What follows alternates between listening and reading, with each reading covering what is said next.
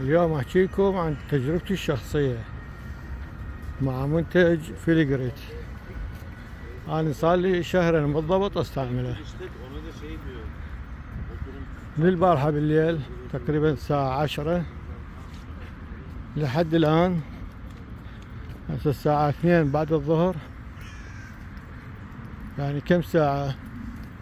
من 10 إلى 10:12،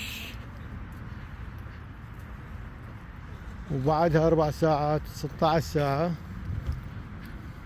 أنا صايم،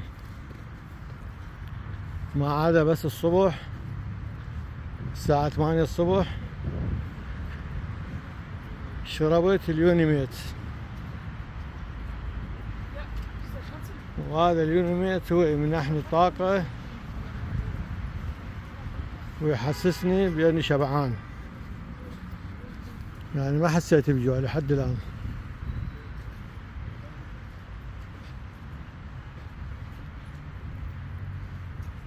هاي واحدة من فوائد الفيليجريت، انه انت ما تحس بجوع ولا تعب. اذا كان عندك قبل تحس بتعب وارهاق، باستخدام هذا المنتج بعد ما تحس باي تعب او ارهاق. كذلك يحسسك بالشبع، يعني تقلل الاكل اللي كنت تاكله قبل، وهذا يؤدي الى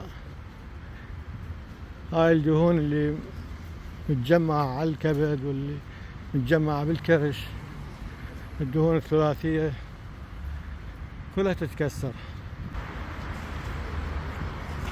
لذلك أنا عن نفسي أنصحكم تستعملون هذا المنتج.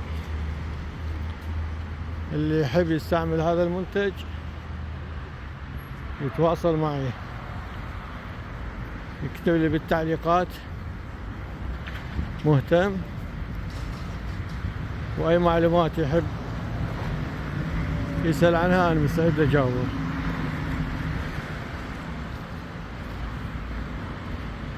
أو يتواصل معي على رقم الواتس، على الواتساب يتواصل معي. وأهلا وسهلا بكم.